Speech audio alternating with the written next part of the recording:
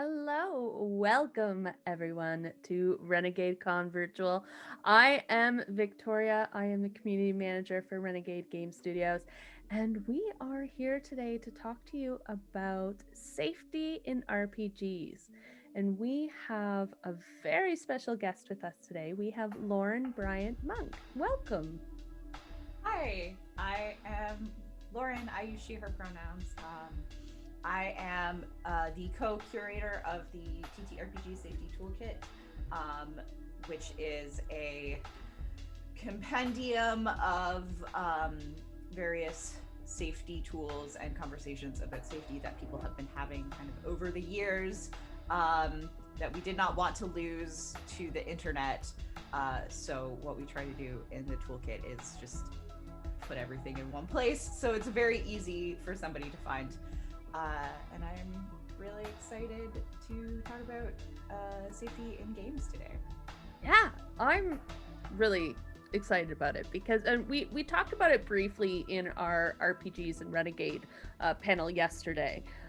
Because especially with Renegade, we are bringing in new titles because we've recently extended our relationship with Hasbro. So we're bringing Power Rangers and GI Joe and Transformers and My Little Pony to the tabletop world.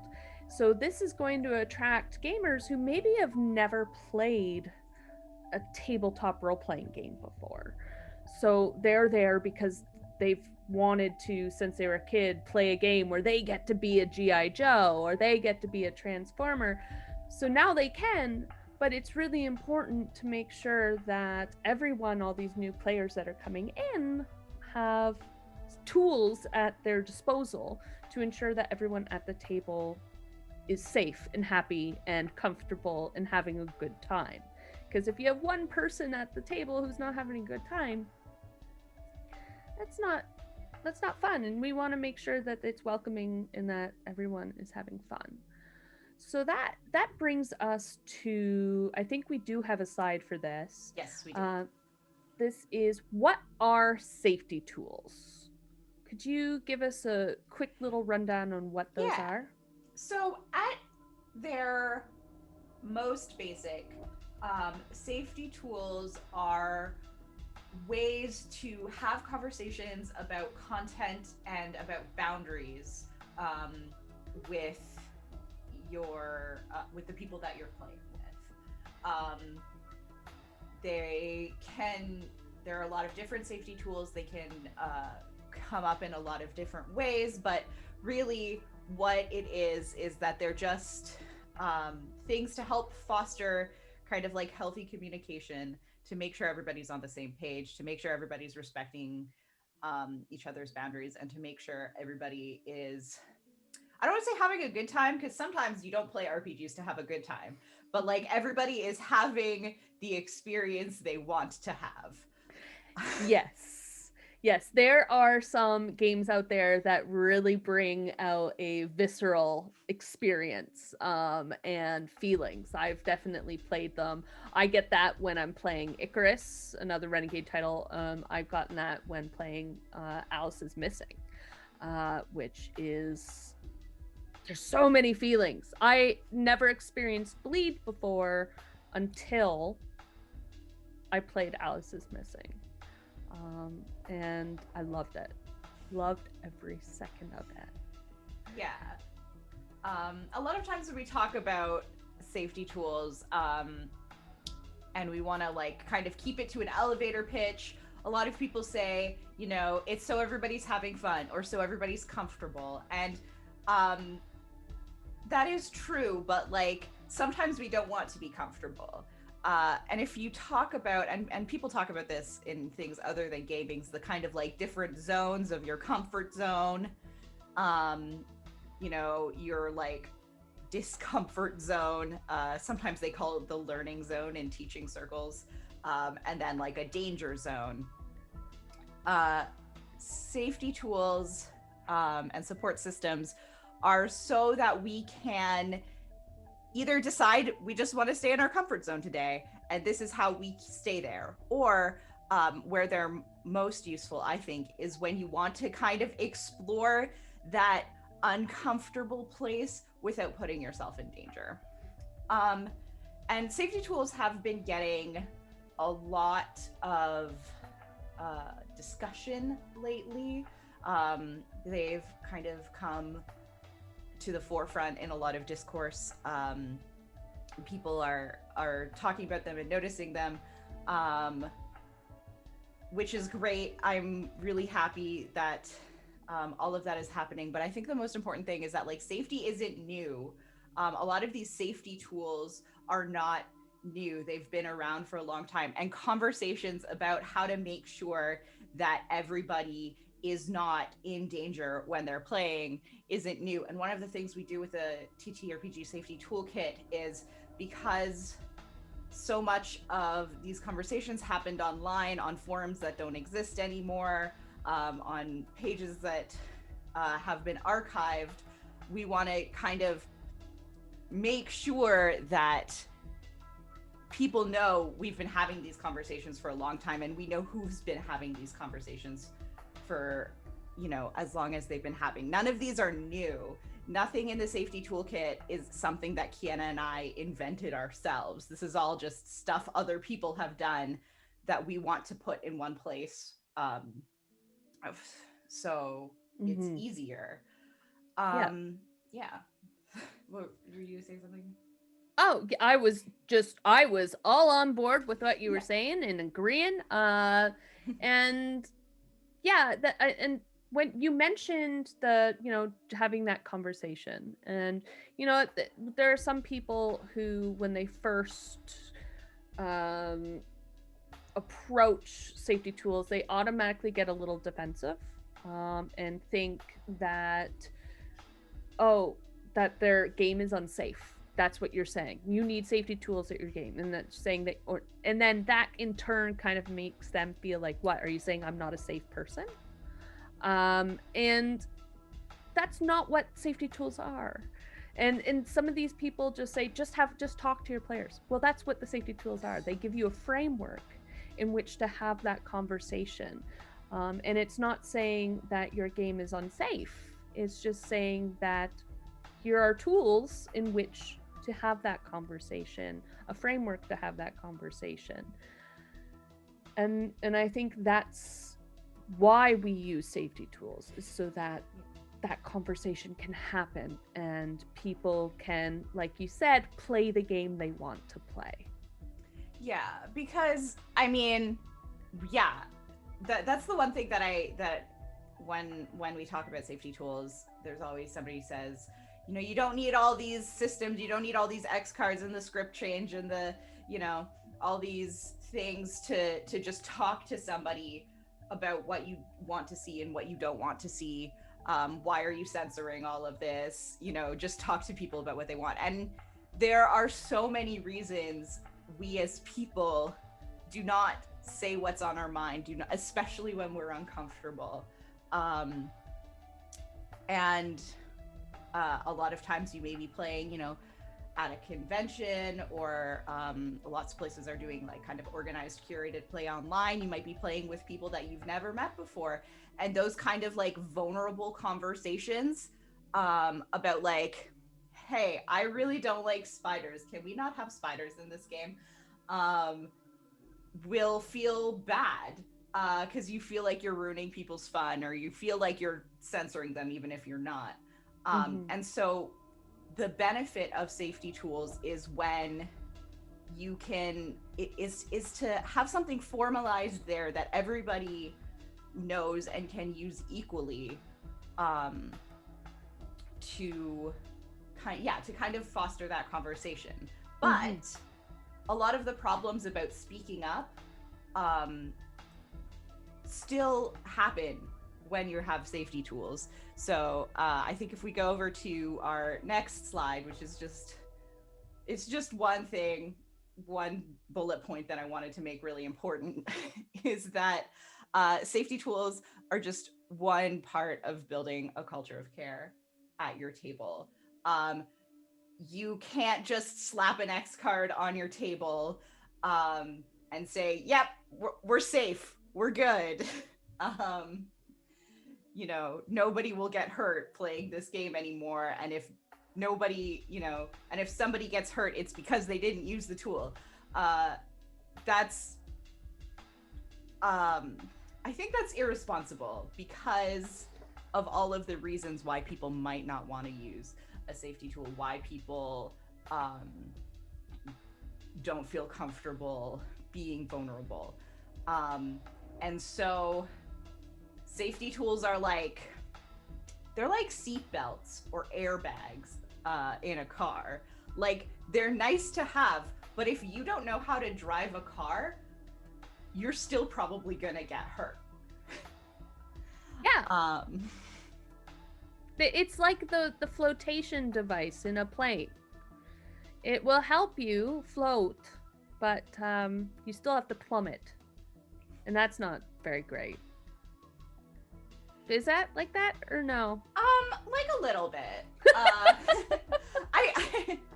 Yeah, it's like they're there and they can be helpful, but if you don't know how to use them, if you don't want to use them, if it's too complicated, like if we want to go with your airplane things, but the flotation device, that's why when you go on an airplane, they give you all of the instructions about like, this is where your PFD is, and this is how you put on the mask, and that, because if they just said, oh, we have life jackets on the airplane, and then the plane crashes and falls into the water, and people don't know where their life jackets are, they're under the seat, and you gotta like finagle around, then people are not gonna have life jackets. That's bad.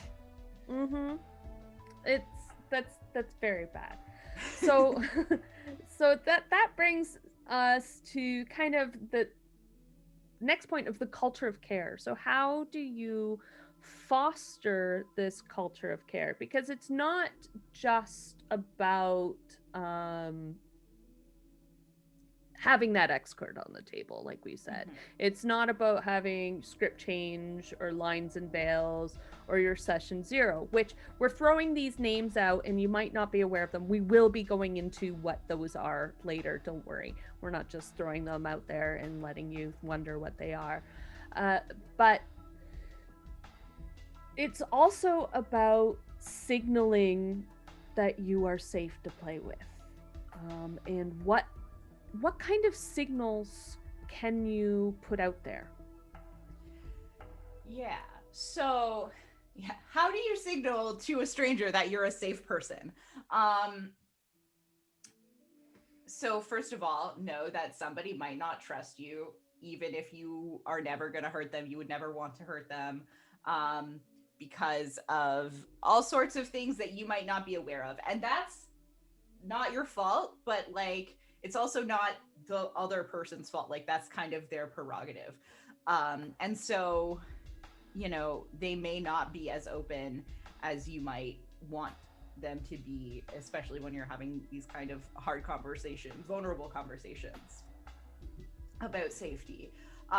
Because one of the things we never want to do is force somebody to be put in a position where they feel uncomfortable. Like, discomfort should be a choice of the person who is going to be in the discomfort. Mm-hmm. But there are ways that you can tell people that you are keeping in mind their comfort and their safety.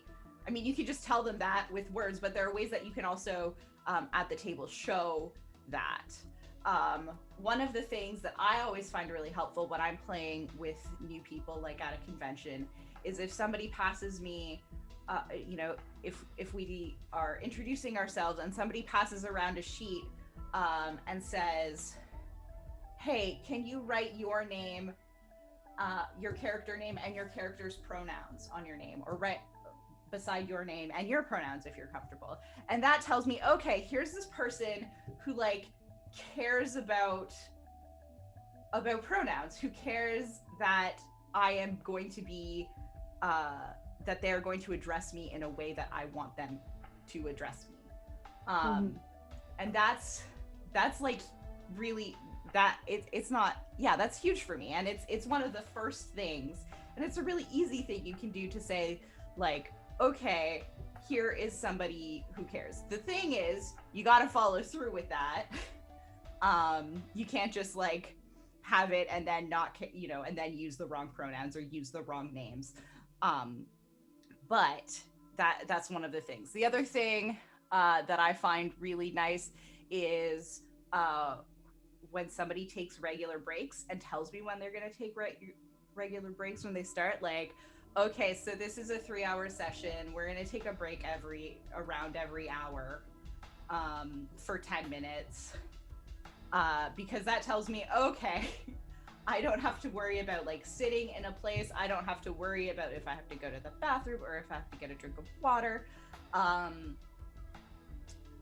And the other thing that I really appreciate is if we're doing something with really intense role play and then the scene ends or we've had a really tough battle, is to kind of like pause, like stop the game, go back into the meta. We're no longer characters, we're ourselves. Hey, is everybody okay? Do we need to take an additional break? Do we need to talk about what's happening?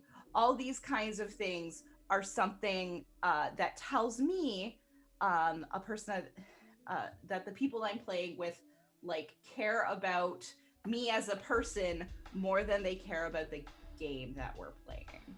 Mm-hmm. Which is so important because, yeah, we're all here to play the game, but we are all individuals, we're all people. I love breaks myself. And when I was a professional GM, I did for a curated play program. Um, I took breaks every hour, and I let everyone know we have a breaks every hour. Because maybe I don't need a break, but someone else might.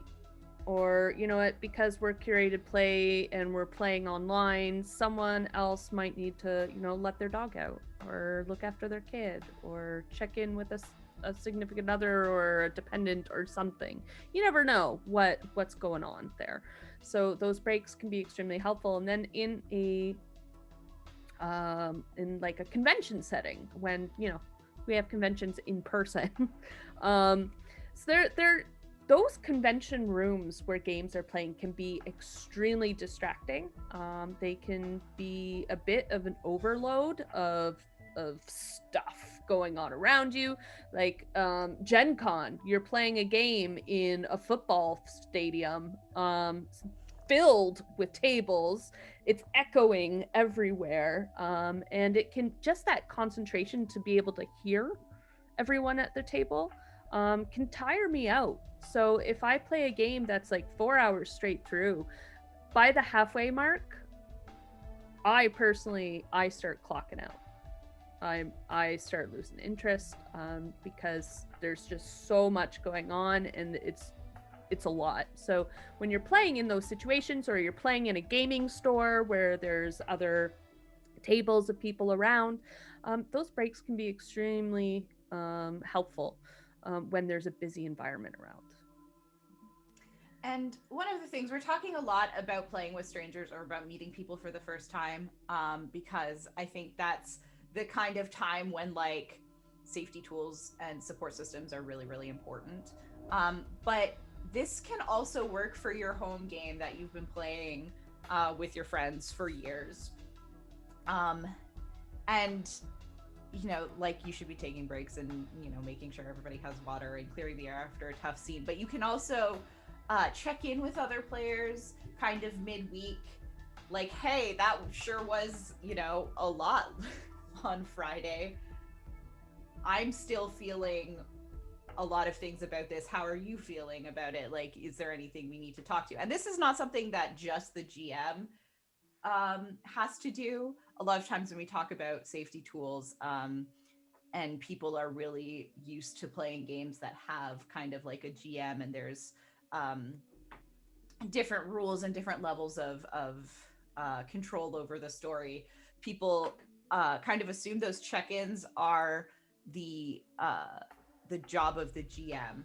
And I mean, as a GM, you should be doing all of that kind of stuff. But if you're not a GM, there's no reason not to check in on the other people that you're playing with, or check in on your GM, because your GM's a player too, and they might have had a really hard time with something and not want to talk to anybody about it because they feel like I am the GM and I have to be okay for all of the players. If you're a GM and you think that, I'm here to tell you that you're wrong. You can talk to your players about how you feel bad.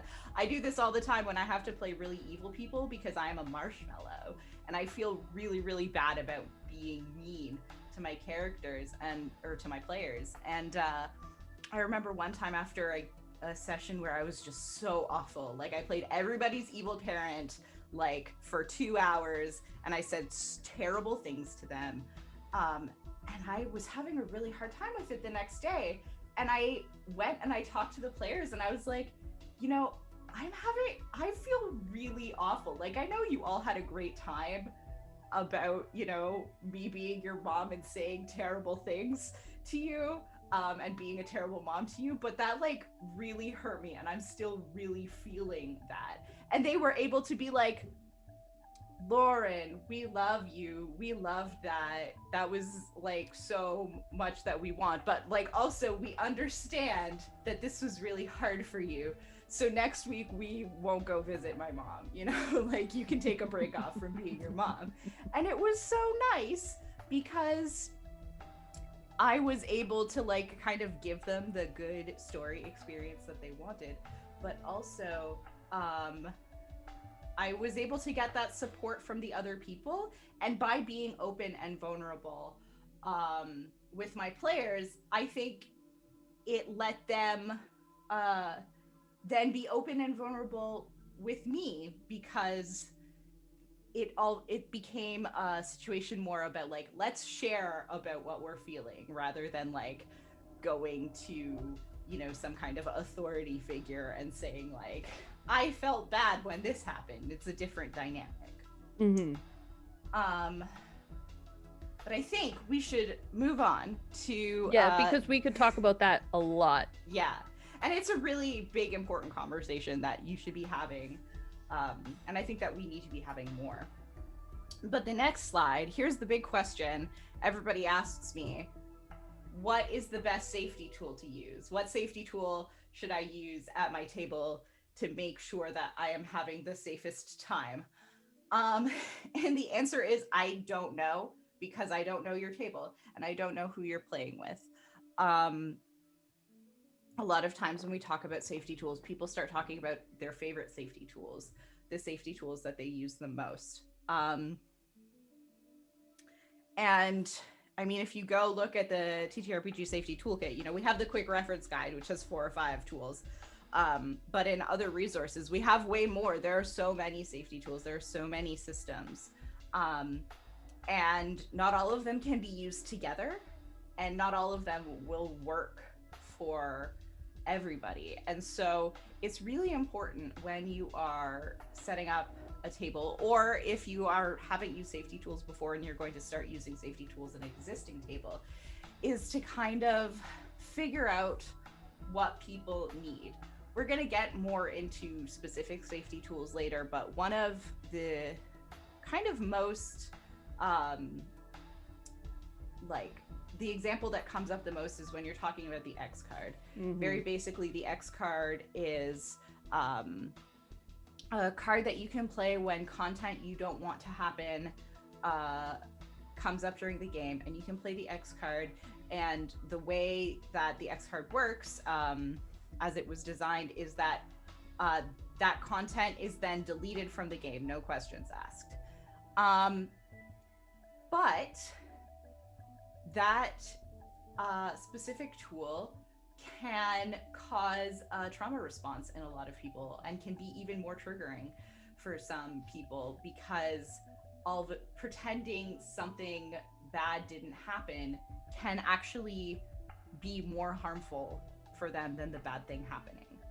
And so if you're going to force somebody to have the X card at the table, and you're playing with a person who has that kind of reaction to the X card, all of a sudden the table isn't safe for them. So it's really important. And maybe somebody doesn't know that. if you're new to safety tools. So it's really important to look at a variety of safety tools together as a group, make sure everybody's really familiar with them, and after safety tools are used, like talk about them. Uh, you know, probably not like right after that happened, maybe like a couple days later. Talk about them with the thing. Say, okay, an X card got played. How did everybody feel about that? How that happened? Does everybody still feel comfortable with the X card? Do we need to move on to something else? Because there are alternatives. Mm-hmm. And that is kind of, I think,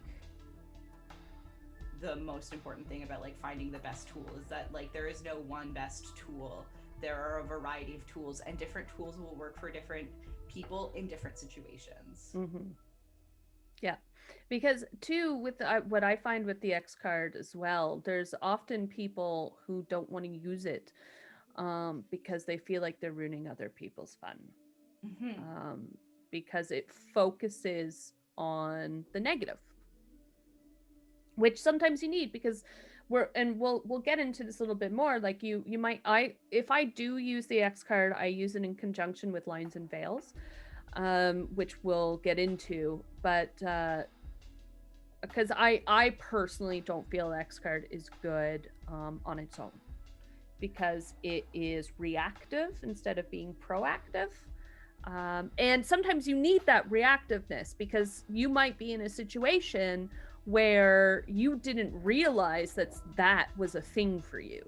Like I was in a game, I use this example all the time, where I learned that graphic descriptions of saliva is not for me. And I had to X card that because I was literally gagging at the table. And I didn't know that. Now I know, and now I put that as a line in my lines and veils to be proactive when I'm playing with new people. I say straight up, please, no graphic depictions of saliva. Don't like it. It's gross. I don't want to vomit at the table. No one wants that. Yeah, no one wants it. So, oh, sorry. No, I was. I think we're on the same page here. Yeah. I think one of those things that people talk about, like the X card is ruining people's fun, or people. One of the things I hear a lot. I mean, I don't want to like talk about all of the downfalls of the X card because I think the X card is great and it is one of my favorite tools to use. But it has been around for a very long time, and it's very simple and easy, and it is probably one of the more widely used ones, especially at conventions. And so people kind of, if something is more popular, people react to it more. Right. But one of the things that people say when they talk about the X card is that like they feel like it's really confrontational, or they feel like it's really hard. And if you actually read the X card, because it's in the toolkit, but John Stavropoulos wrote like a whole thing about the X card and how to use the X card and why the X card should be used, is that like it should not be special.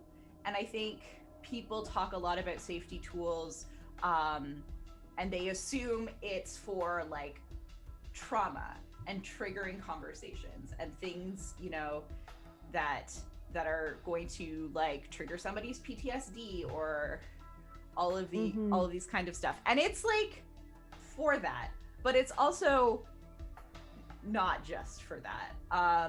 No, it's for gross things. For gross spiders. things, like graphic depictions of saliva. Or one time, I was playing a game and we found a stray dog, and I was really excited because that meant the GM was going to give us a pet dog, and we were like going to have a really great time. We were meeting this dog, and then it was going to find out that like we were interacting with this dog, and then the GM described that this dog was going towards its like owner who had, you know, like died on the side of the road. And I didn't want that. I didn't want a sad dog. I was just having a day where a sad dog was not going to make my time fun. So I was like, can we X card the like dead owner, and this is just a stray dog that we just met and is now our best friend? And they were like, yes, absolutely. And that's great. Or sometimes I was playing for the Queen, which is a prompt card game that has a lot of questions. And one of the questions that came up was like, most people think of you as ugly. What does the Queen make? How does the Queen make you feel beautiful? And I was playing that with somebody, and they were like, I don't want to be ugly. So we discarded it. Yeah. And the more that you use tools kind of like early and often, and for things that are not actively super harmful, or not just like your triggers that are gonna, things that put you in danger, if they're just things that make you uncomfortable, if they're just things that you don't want to happen, then people are going to feel more comfortable about using them for those situations when they are really, really necessary, when they are preventing active harm. And we did have a question in chat about where they can find the toolkit. Oh yeah. So bit.ly/TTRPG safety toolkit is the easiest way to find it. It's just a Google Drive with a whole bunch of links and resources there. It's a living document. We update it, every time we find something new, or we're always kind of like adding old things in. So definitely check that out. Why tool was it used? We got into this a little bit, but like there's all sorts of reasons why somebody wouldn't use a safety tool. There's social capital at the table. There's ruining somebody's fun. Like if everybody's having a really, really good time at the table and laughing their heads off at a joke, and you find this joke like really not funny to the point that like you don't want them to be telling the joke anymore, it's really hard as people who are inherently non-confrontational, which I think most of us are, to say, I don't think that joke's funny. So you're just gonna sit there watching them laugh and be like, yeah, it's so funny. This is great. Instead of saying like, hey, can we not? It's hard to say, can we not? Because there's also dynamics, the type of person you are, the type of day you've had, like how much emotional fortitude do you have that day to stand up like that. It's or in other words, how much HP do you have that day? Yeah, how many spell slots do you have for confrontation? And that's gonna happen. Sometimes tools aren't going to be used at the time when they need tools, and that's okay. And that's where this kind of like community care aspect comes in, where you, instead of just laughing at the joke, maybe make sure everybody's laughing at the joke, and maybe follow up later in private with somebody. Maybe after the session is over, you I do this a lot like on streams, because like if everybody's kind of like having a joke, having a good time on stream, and everybody's laughing, and the audience is laughing, like that the audience kind of adds that extra pressure of like, it's really hard to be confrontational around your friends. It's even harder to be confrontational in an audience. So you can go, hey, I didn't like that joke. Can we never tell those jokes again? And that's fine. Or like, hey, I didn't really like that happened, but I wasn't in my right headspace to say that I didn't want that thing to happen. Can we retcon this later? So always make sure that just because a safety tool isn't being used doesn't mean everybody's okay with it. And one of the things that we need to kind of do as players and just people is get better at noticing when other people are feeling uncomfortable, checking in with other people if you have a feeling that something isn't okay, because you don't want to put pressure on the harmed to have to like talk about how they were harmed, talk about how they were made to be uncomfortable, because that can make things worse for a lot of them. Which I think segues really well into our next slide. What happens when you mess up? Because you're gonna mess up. Like, we're not perfect people. We're gonna make mistakes. people are going to discover things that they're not comfortable with that they never knew they weren't comfortable with, like Victoria and the saliva thing. So the important thing here is to how do you, when you have unintentionally caused somebody harm, made somebody uncomfortable, how do you deal with that so that they're gonna want to come play with you again? Victoria, what happened when you, with, for example, with the saliva thing? How did that?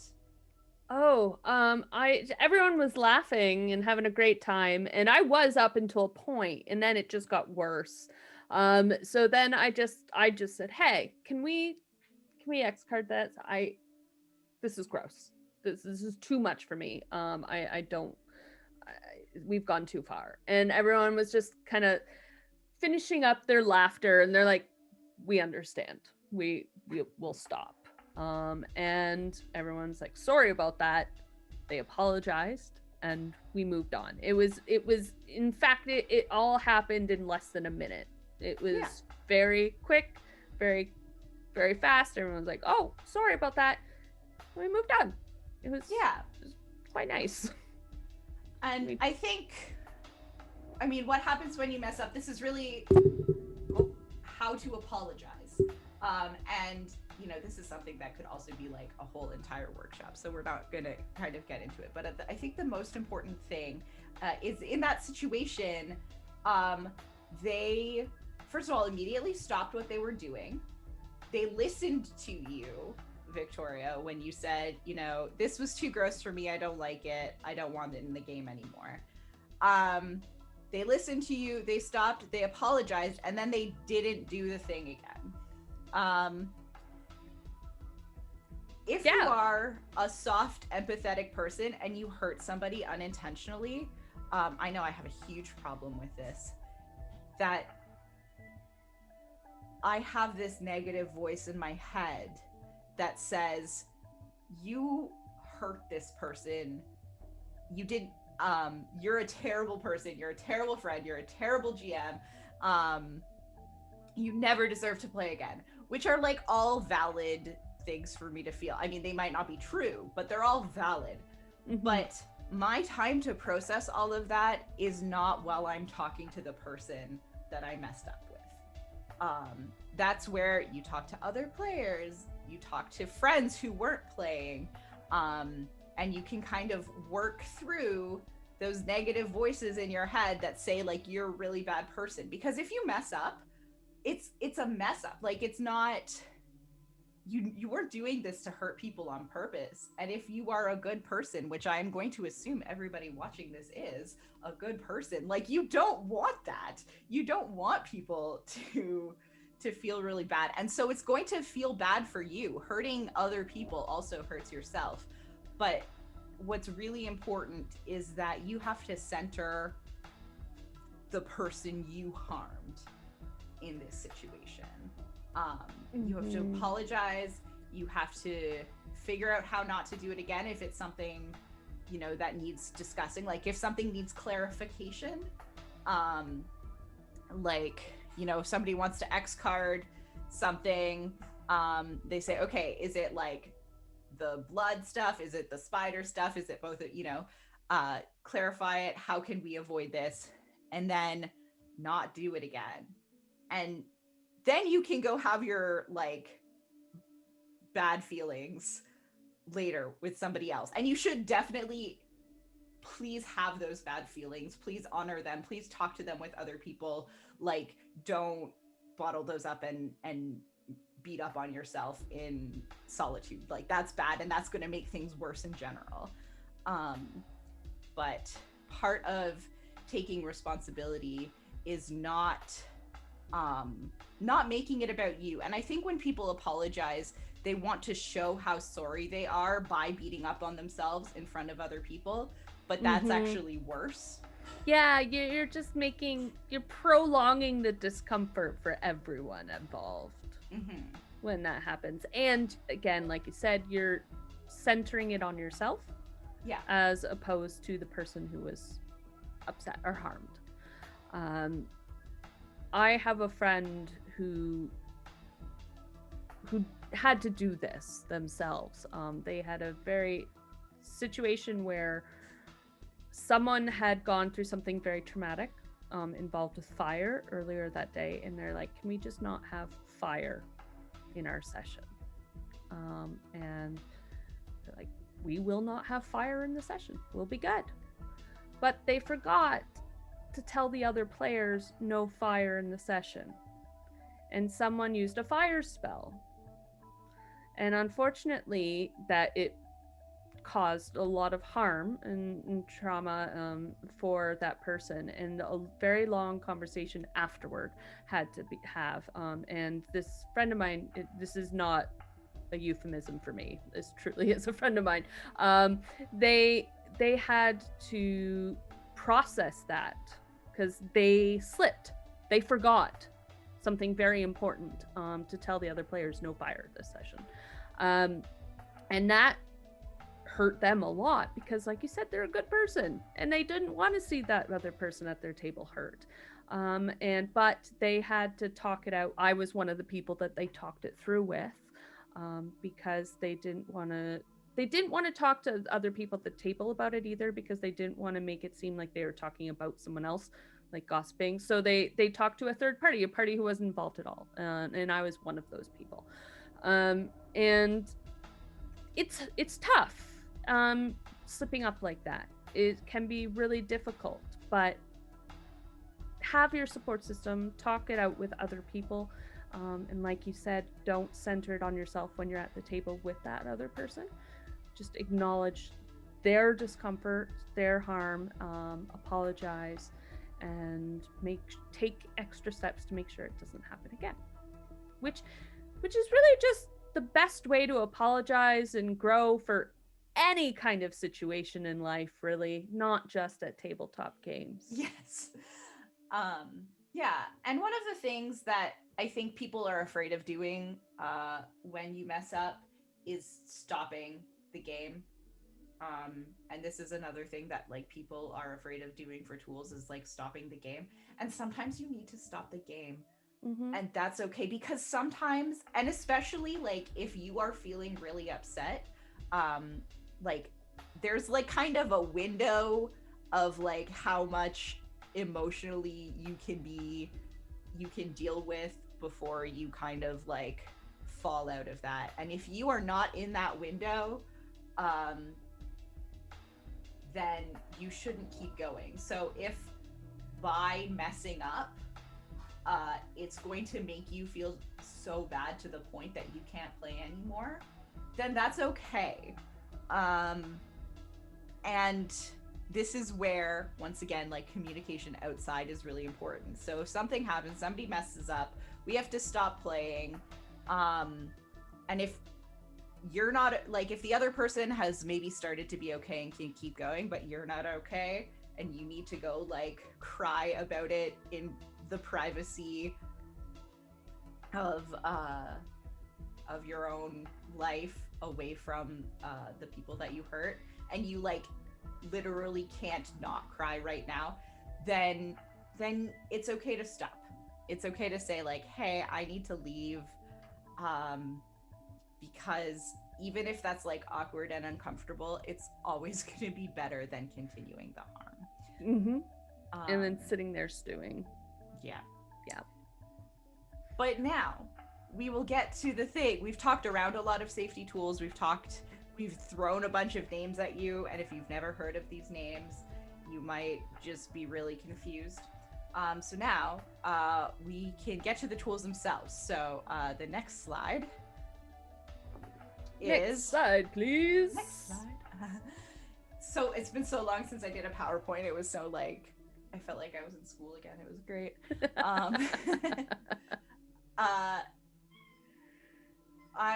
The way that I describe safety tools for people is there are tools usually for 3 different phases of play. So if we're talking about a game session, there is before you start playing the game, while you're playing the game, and after you're done playing the game. And there are a variety of tools for each phase. These tools can be used like in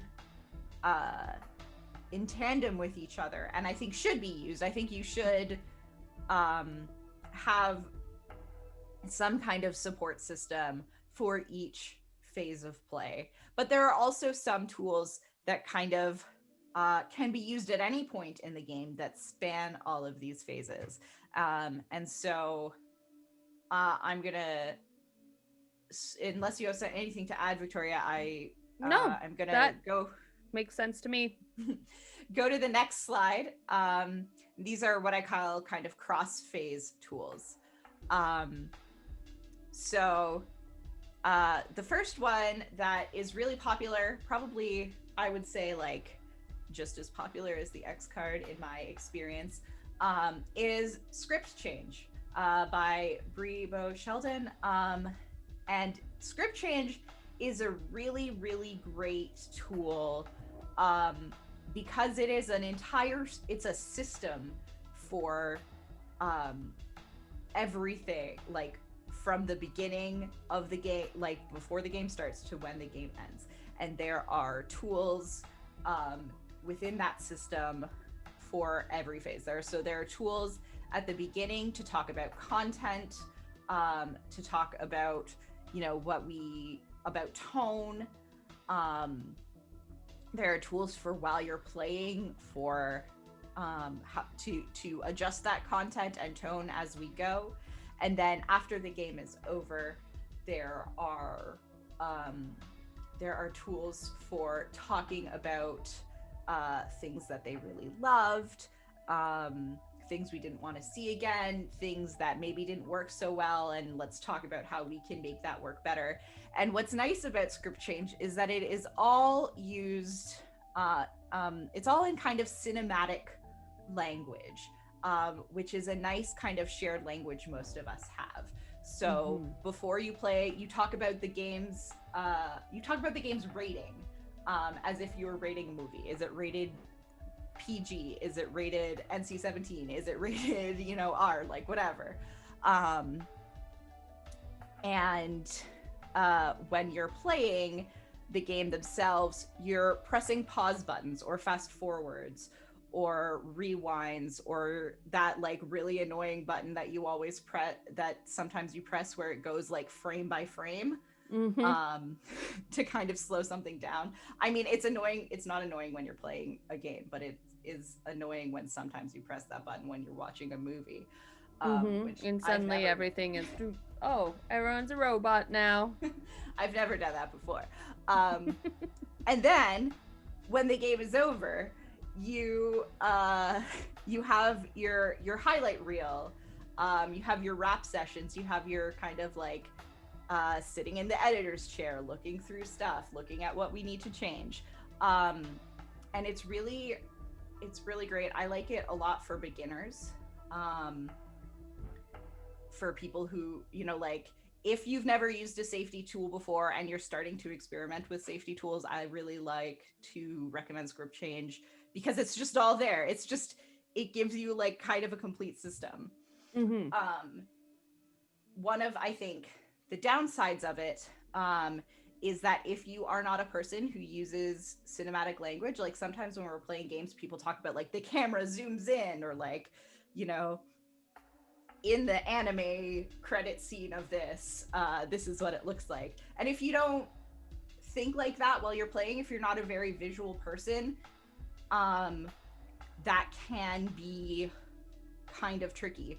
Or one of the things that I've noticed is like screen ratings, like what's rated G in America, or PG-13, for example, in America is different than what is rated PG-13 in Canada, which is different than what is rated PG-13 in the province of Quebec from the rest of Canada. So sometimes you can have these like kind of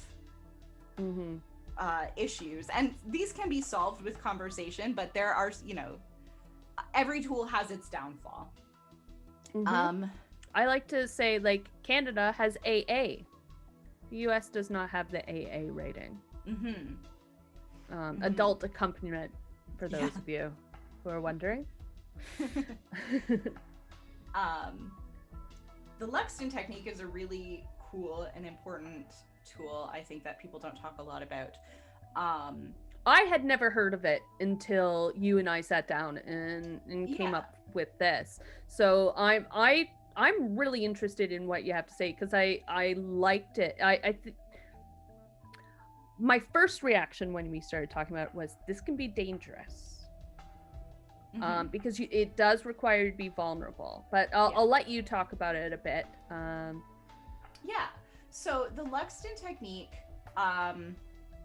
I think Luxton is the guy who actually sort of invented it. But P.H. Lee is the person who kind of like shared it on the internet in an essay that they wrote about their problems with the X card.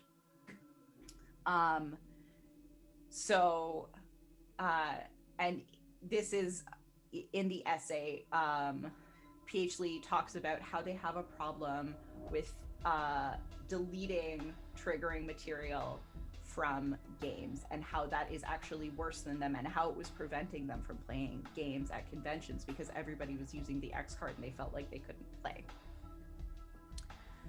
And then they met this person, they were using the Lexington technique, and instead of using the X card, what the Lexington technique is you, before the game starts, sit down, talk about what things might come up in the game that might make you uncomfortable.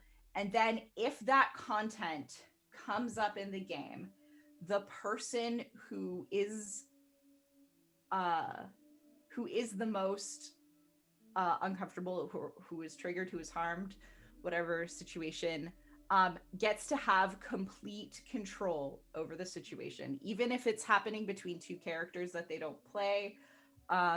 So you stop, and the person who needs to, the person who is harmed then says, okay, this is what needs to happen for me to deal with it. So it's like, if it's a violence thing, and then some violence happens, they stop and they say, okay, so this person is gonna get stabbed, but they're not gonna die. Or this person, they're gonna get stabbed and we just never see them again, or whatever. Like anything that they kind of get to talk through what they need to feel okay with the situation, and then go on. And what is beneficial about the Lexington technique is that if you are a person, or you're at a table with a person who has this kind of problem with deleting content and pretending it never happened, that can be helpful, because we're not denying the thing happened, but we're mitigating the harm caused by it. Excuse me. We're addressing it instead of just saying, nope, didn't happen, which could be considered a form of gaslighting to some people, especially people who have experienced that. You're saying, oh, it didn't happen. So this allows people to address the situation and work through it and come to a solution that works for everyone at the table. Yeah. One of the things that, like, when you first hear about it, and for other people who may have problems with control being taken away from them, it can be harder, because all of a sudden when you're playing with the Lexington technique, you're saying that at any point, if something comes up, I might have to give up control of what is happening to my character over what my character is doing, because we're in this situation. So it can be very, very helpful, but like any other tool, like, it might not work for other people. But I think it is, and it does require a lot of vulnerability. I think what's really interesting is that the Lexington technique was introduced by somebody playing at a convention. So like obviously you can kind of have you can do these kind of things with strangers, but I think a lot of people, if you're having problems talking, being open and vulnerable in games with strangers or even with your friends, like the Lexington technique could not be helpful for you. Um, which is why you need to kind of like sit and have a conversation, because if you have if you have people at a table and one of them doesn't like the Lexington technique, you can't use it, and one of them can't use the X card, well then you have a problem. Doesn't mean they can't play together, but it does mean you have to be really, really careful about how you're going to play that game and how you're going to deal with content. Mm-hmm. And the last kind of cross-phase tool, it's called the Open Door by Eric Fatland. And this is this isn't a tool so much as a principle of play. The Open Door says that if you need to get up and leave the game for any amount of time, for any reason, you're okay to do that. Nobody will judge you for it. You're not a bad person. If you need to leave, you can do that. And that is, I struggle with this tool sometimes because I feel really bad just like being like, hey, I'm gone now. Like I feel like that puts a lot of pressure. But also, I realized I was using this a couple weeks ago when I was playing, and I just had the worst migraine. And I was sitting there and I was trying to kind of like get through it. And then I said, you know what? I'm sorry. You can keep playing, but I gotta go because I can't play right now. Mm-hmm. And I think like we hadn't even started playing, like we were just kind of getting together, and I was like sitting there staring at a screen being like, I can't do this. So it doesn't have to be as like big and important and pressureful. It's not just like you leave because you don't like the content. It can be like you leave because I can hear all the mewing. sorry, The she cat. wants love. You leave because your cat is really hungry and wants food, or you leave, you know, because your baby starts crying, because whatever reason, like, and it's okay, and nobody's gonna think you're a bad person. And as long as the game can like kind of keep continuing, then people can keep continuing, and you're okay with that. Mm-hmm. Yeah, so that's the Open Door. And now I think, so those are the tools, and there are probably more. In fact, I know there are lots more. Oh, hello. This is Rita. This is Rita's tale. Rita, do you have opinions about safety tools? I'm so sorry. Cats have a mind of their own. So those are the cross phase. So they are tools that can be used at any junction of the game. That before, during, after. So that they are all encompassing. Essentially, or in the case of the Lexington technique, there's a session, there's a part that happens before the play starts, and then there's something that you can do during. And there's, you know, probably like a debrief is involved after. But now we're going to get into kind of more granular tools. So the next slide is we have before the gameplay starts. Victoria, I know you have a lot of experience with session zeros. So I do. Why don't you talk to us about session zeros? Session 0 is the most important session your game will have. Unless it's a meeting, like a session 0.5 in the middle of your campaign or something like that. But it is incredibly important because session 0 is when you are going to sit down, you are going to discuss the tone of the game. So everyone at the table discusses what kind of tone are we going to set for this game? So it's very similar to script change for rating. What kind of rating are we going to? But it's the tone. Are we going to be gritty? Are we going to be more comedic? Are we going to be more cartoony? Are we going to be more Buffy the Vampire Slayer? And you can find your touchstones, your media touchstones that everyone at the table is familiar with, so that you can get the vibe of what's going on. And then you can also discuss themes. What kind of themes do we want to explore? One of the themes that I recently had, and this was for a curated play campaign. So I was working for a company, and it was a four session campaign, so 16 hours. And one of the themes, one of the people at the table wanted to look at was queer themes, or specifically gender queer themes. And everyone at the table said, yes, we are okay with, going through and discovering what those themes would mean in our gameplay.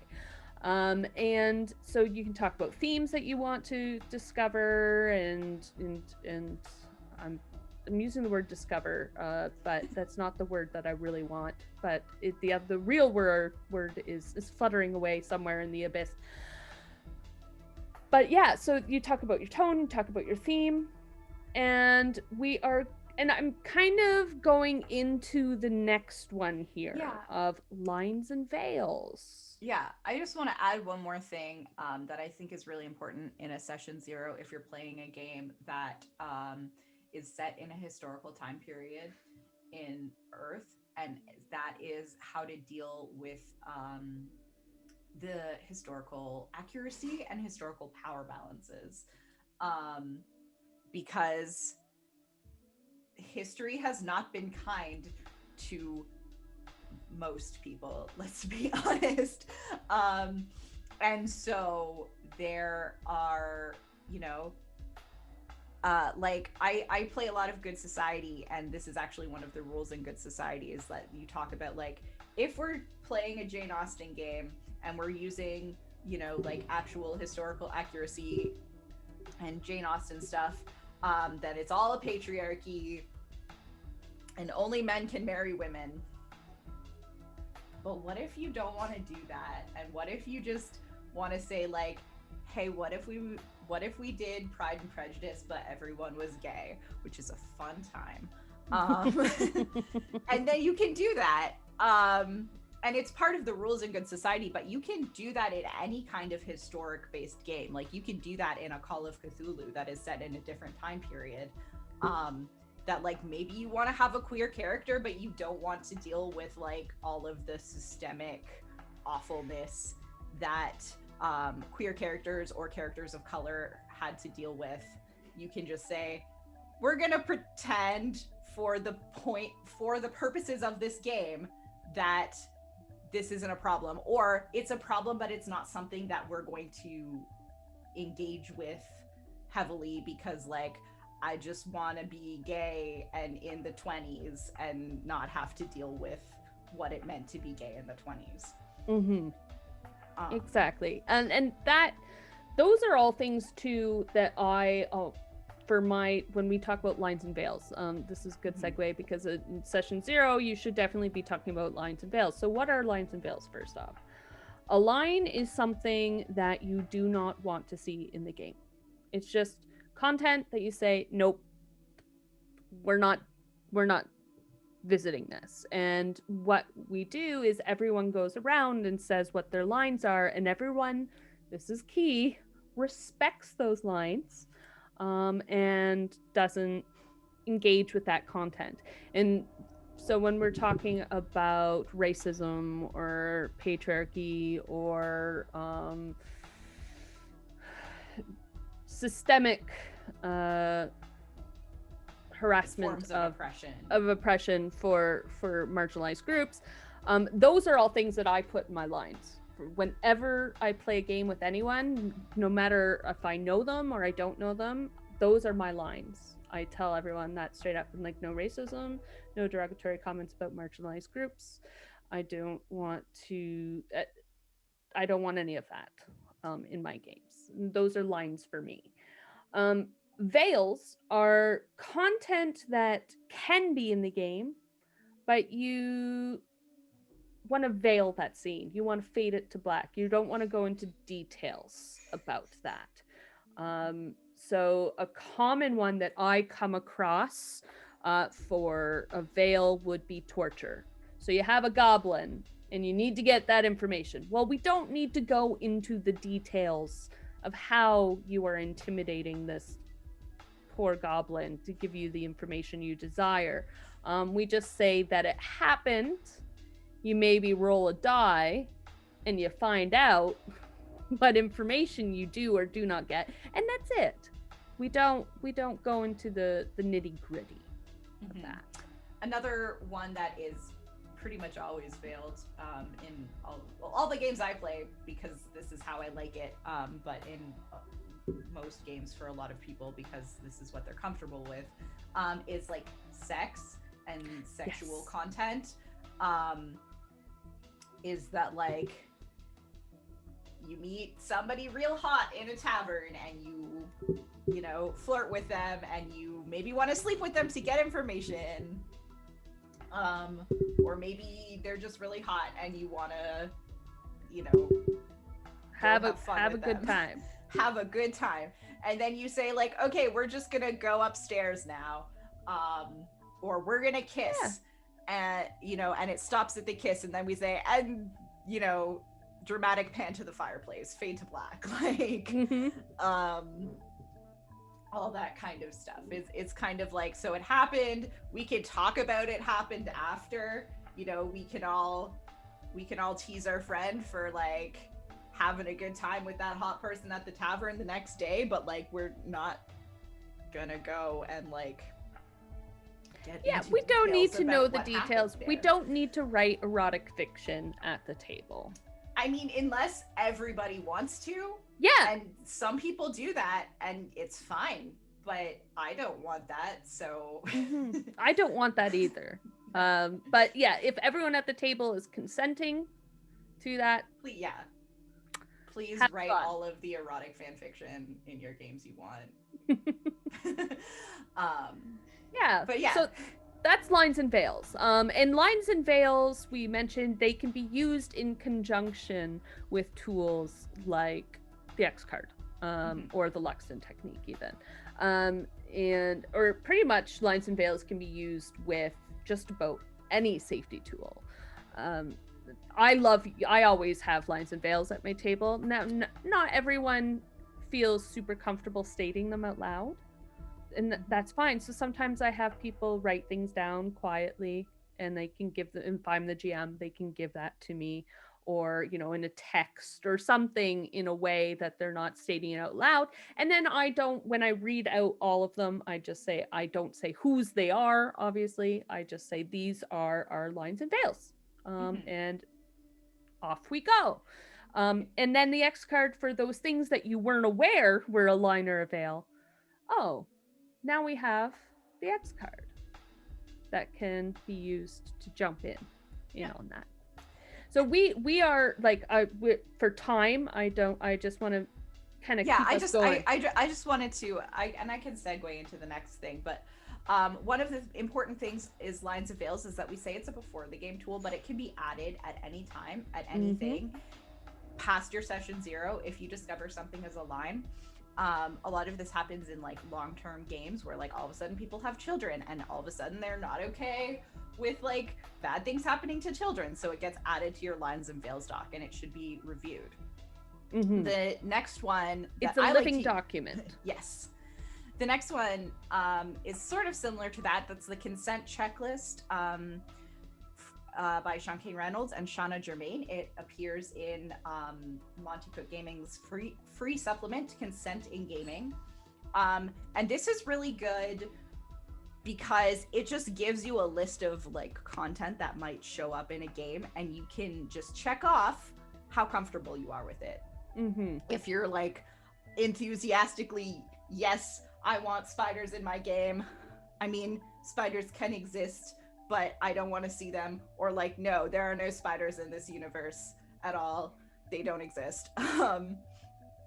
and you can check them off and then compile everything and kind of like figure out what you want. I like to compile the things that go on a consent checklist into a lines and veils document so everybody can see it, and so that the consent checklist can remain anonymous.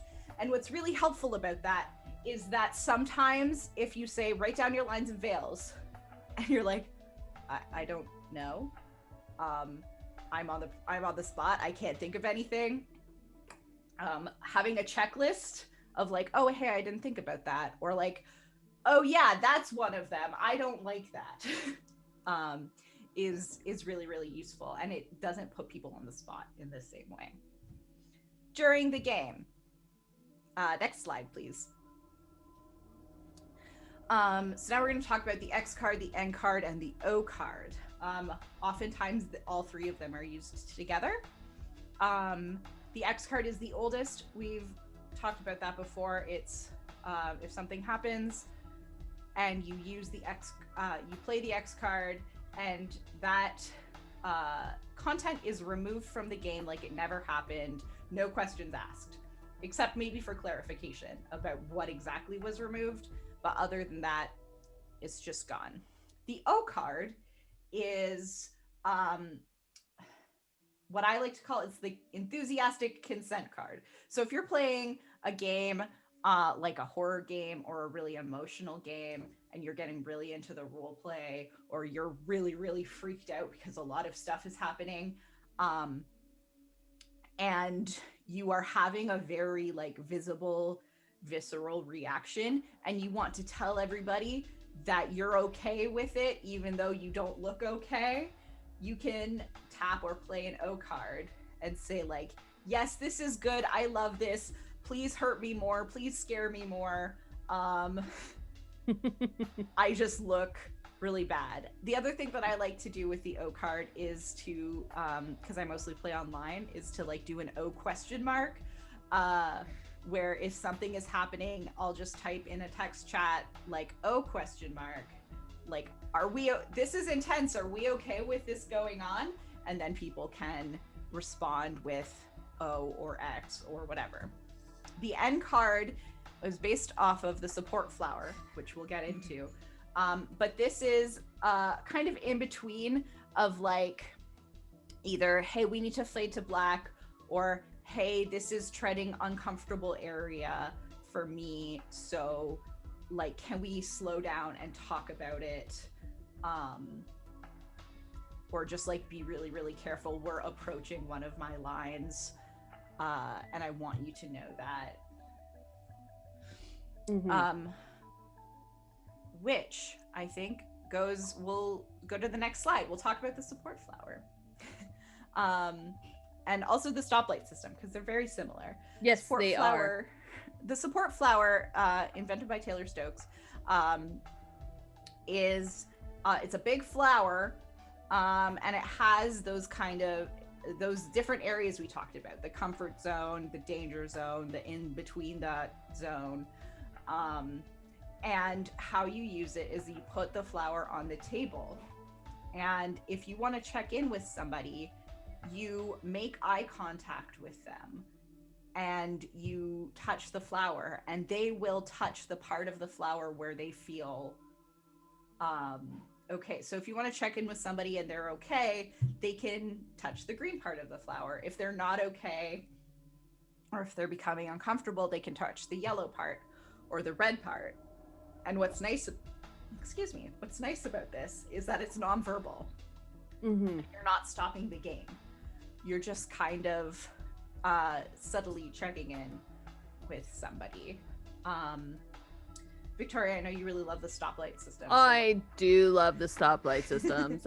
And this is my card, and you can tell it's been played a lot because it's got food on it. Because I use it all the time. I spilled spaghetti. So the stoplight system is very similar to the XN and O card. It's very similar to the support flower. I like it because it deals with green, yellow, red, just like a stop sign or a stoplight, traffic light. We're all familiar. It's that common language that we're all familiar with. So the red is very similar to the X card. It's saying, no, we gotta no, this is not right. We need to stop this and change, delete, rewind, whatever the case may be. I'm uncomfortable. Then we have the yellow, which is we're approaching because I like to use this with lines and veils. We're approaching veil territory. We're crossing over into territory that I'm not super into. So can we redirect the scene, or fade to black, whatever the case may be for that situation? And then, like you said, for the O card, for green, this is saying, oh, I'm okay. I might look angry because I'm role playing that I'm angry, but I'm actually really okay and I'm having a lot of fun with this. And then again, you can use this as a check-in. You can tap it and be like, you okay? Or you okay? Is this all right? And then the other person can be like, yeah, I'm fine. Or, yeah, you know what? I'm not. And what I like about the X, N, and O, the support flower, the traffic light system, is that it has the positive, because it helps normalize the use of the safety tool, and it's not just a negative.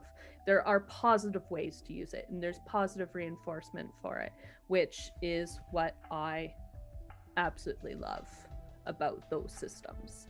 They're pretty much the same system, just using a different format. Yeah. Yeah. And who created this? At this point, no one really. Some of it's hard, yeah. Yeah, this hasn't really been tracked down. It is taken from the BDSM community.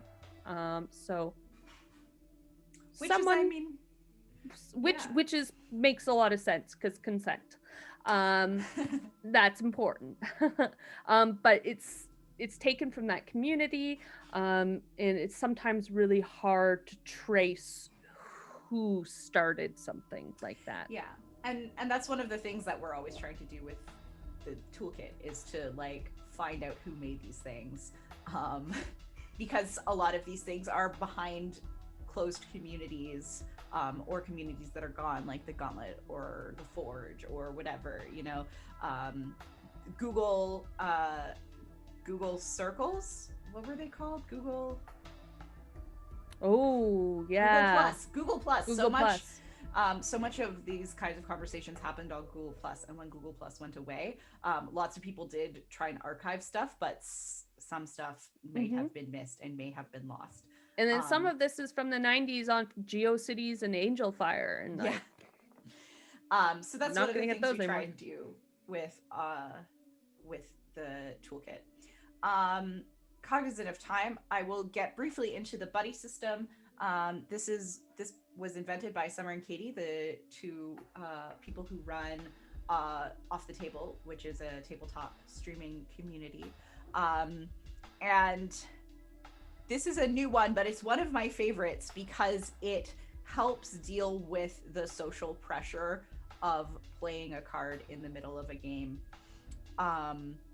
Is that when you start to play a game, maybe you only know one other person, or you have one person that you're really, really comfortable with. And the buddy system, the way the buddy system works is that if you feel comfortable with, saying, hey, I need to X card this, you have a buddy who will play it for you. So you and your buddy can be communicating, like via text, via like coded symbols at a table, notes shared across the thing, all these kinds of things. And if you are feeling uncomfortable playing an X card or an O card or an N card or whatever, establishing a boundary, you have somebody who can lean on it and do it for you. Your anonymity is maintained. You don't necessarily have to have an uncomfortable situation with it, or uncomfortable conversation with it. It just doesn't happen. And this is one of the things that if you're playing a game with a GM, the GM can be everybody's buddy. Because if you are if you don't want something to happen, but you don't want to have a whole big conversation with it at the table, you can just talk to the GM and be like, hey, I don't like this. Can we not? And then the GM will say, oh, somebody X carded this, so we're not going to do it. And nobody knows because it's anonymous. And so that pressure is off you, which is really helpful. That is. And next slide. So after the game. This is a really important set of tools and phase of play that people forget about a lot.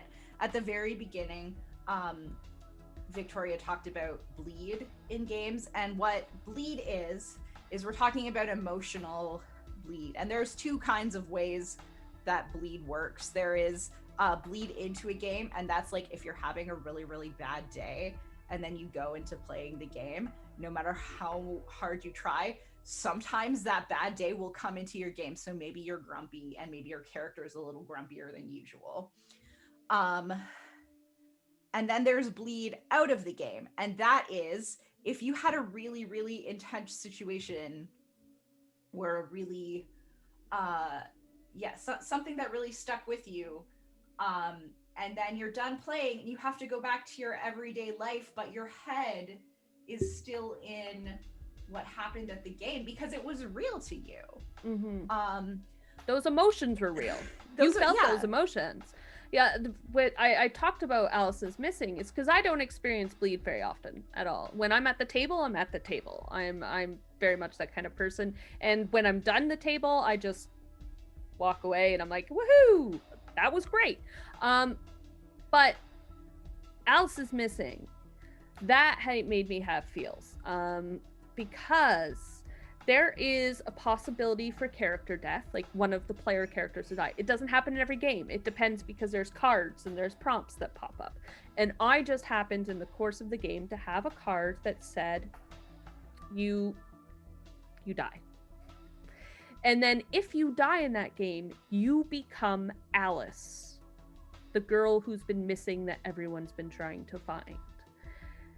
So I had to, in just the picking up of one card, flip that switch of being someone else who's been missing and who has been going through this traumatic experience of being kidnapped. And now I have to suddenly talk to other people as that person. And I had to do that on a dime.